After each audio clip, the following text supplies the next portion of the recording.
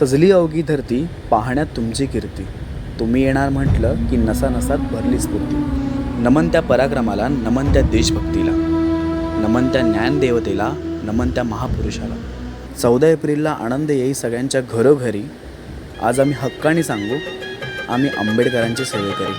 सुभेदार रामजीचा रत्न हे 14व, डोळे भरभरून किती किती का पाहावं, डोळे भरभरून किती किती का पाहावं।